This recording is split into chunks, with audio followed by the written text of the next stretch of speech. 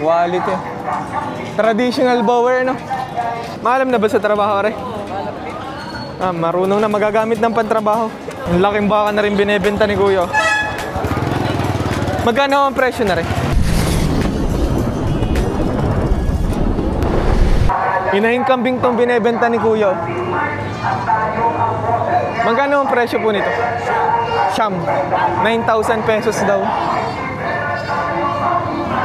Mga ilang taon na huwari?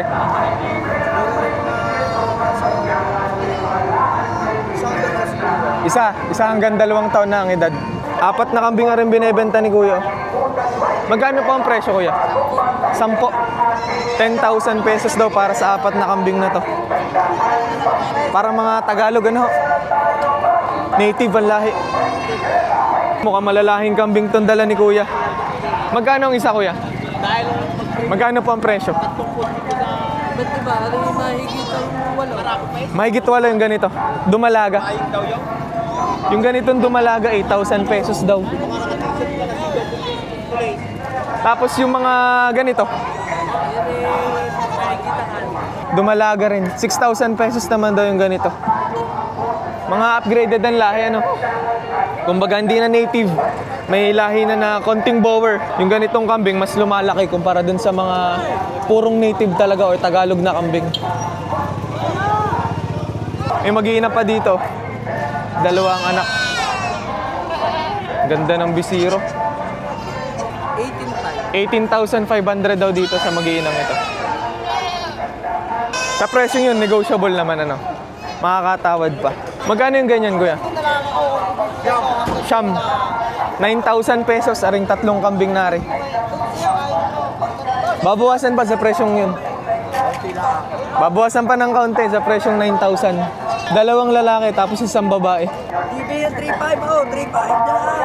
3.5 daw to. Barako. Pwede na sa presyo, 3.5. Binebenta ng 10.5 oh. 4 na kambing. 10,500.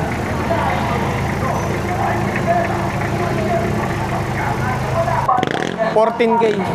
14,000 pesos daw ring 3 kambing na rin. Unang halaga pa lamang naman, makakatawad pa. Negotiable pa. Mga babae pala. Ano nyo binebenta ko yung ganito? 11.5. Itong inahin na to, kasama yung bisiro niya. Ilang buwan ho, re? Ilang linggo pala, re? Batang-bata pa, no? Magkano nyo po binebenta yung mga kambing? 4.5 ho ang isa. Kasama na yung mga anak nila. 4.5 daw sa 2 kambing na, re. 4.5 din sa 2 are. Sa presyong yun, makakatawad po. Negotiable pa. 4.5 mag-iinang kambing. Sulit oh. Gaganda nitong kambing na binebenta ni Kuya. Mukhang upgraded na talaga. Magkano ang presyo ng mag-iinang are, Kuya? 25. 25,000 pesos daw. Mga ilang buwanan niyang anak na yun? 3 months mahigit ang edad. Isang lalaki, isang babae yung anak. 4,000 pesos nabili na. Dumalaga pala. 8,000. 8,000 pesos daw itong 3 kambing na to. Ito po ay 5,000. 5,000 pesos naman daw dito. 50K ang asking price. Quality. Traditional bower, no? Ilang taon na yung ganito? 2 years old ang edad. Magkano nyo po nabili? 3,300. 3,300 daw ang kuha din yun. Magkano nyo po nabili? 5. 5,000 pesos nabili rin 2 kambing na rin. Mga pangalaga ho, ano? Magkano din ni Kuya? 8K. 8K, 3 kambing na ho. 3 kambing ito. Ano yung isa? Oo, lang. Parang mga Tagalog ang ano, ang lahi, native. Lahat nabili na, ang dami. Sina kuya pala ang buyer.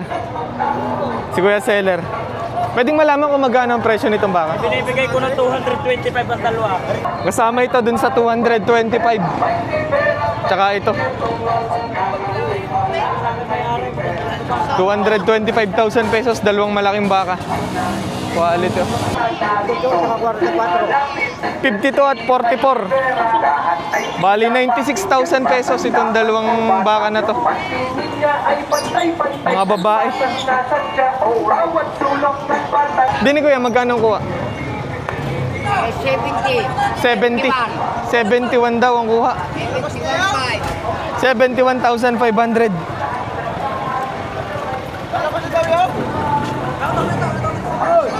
76,000 pesos daw dito.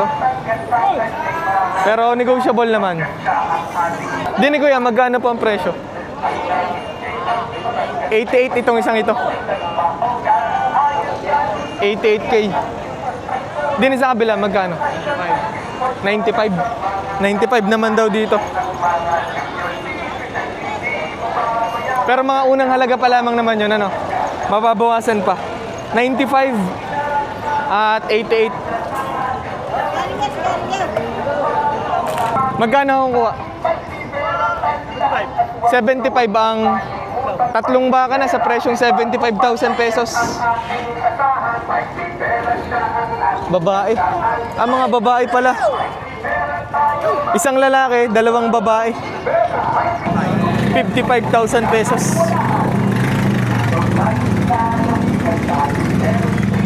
Bagong bili po, bagong bili. Bagong bili. Magkano ang kuha? 131,500. Dalawang baka.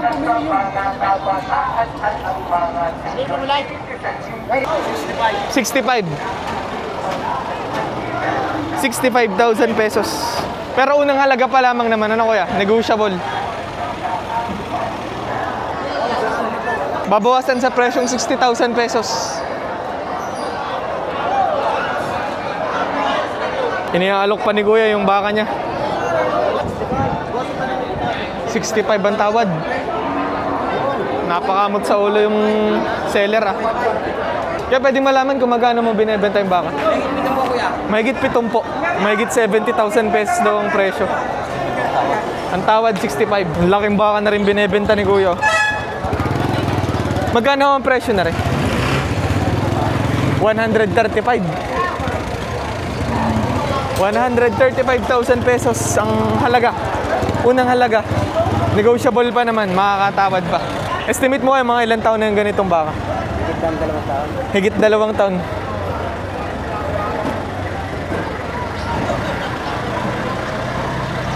$135,000 pesos. 25,000 pesos to. Ito ay 27. Dalawahan, 160, dalawahan. Dalawahan, 160,000 pesos. Quality, Brahman. Mga babae pala. Babae. Sa presyo 160 may bawas pa. Meron naman. Negotiable pa. Yes. 37.5 ang isa. 45. 45 ang isa. Baka kalatagan. From Kalatagan, Batangas pala rin mga bakang aras. Haba ng tenga, no? Nalulog yan. Kaya magkano po nabili yung baka? 90. 90,000 pesos daw yung ganitong baka.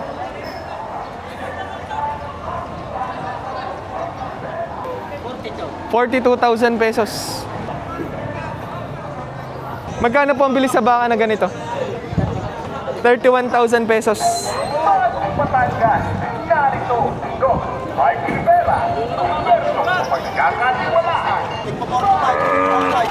45,000 pesos ang isa.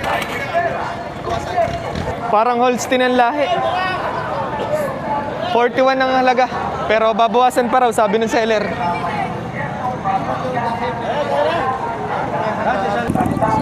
$27,000 pesos daw itong baka na to. Ilang months na yung ganito, kuya? 7 months ang edad. 55,000 55.5 ang kuha. Oo. Pagdating to sa dadalan yan, 58 na yan. Oo. Nagustusan pa yan eh. Dalan-dalan yung baka sinadala. Batangas. Nilagyan na din ng pang-ilong. 35,000 pesos. Alagayin, patabain. Ito yung dokumento, no? Nablog mo yan, kung makikita ka tibo. Oo, pwede. Babawasan sa 40,000, ito babawasan sa 30. May pababa ng 30, may mahigit 30,000 pesos. Magkano binebenta rin maliit na rin? 38. 38,000 pesos daw din eh. Isang lalaki, kamunod yun. Din sa malaki. Bawas 60,000 pesos naman.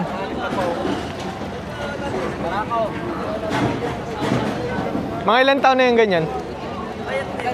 Nagdadalawang taon. Maalam na ba sa trabaho, re? Marunong na magagamit ng pantrabaho. Magkano ang kuha, kuya? 41. 41,000 pesos daw ang kuha. Dalawang kabayo na. Mga pangalaga. Alamat, kuya. Kakaibang breed ng mga aso to. Anong aso yan? Cane Corso ba? Cane Corso daw ang breed. Kadami itong araw. Tinetesting na ni kuya kung mabait. 6 months lang daw ito.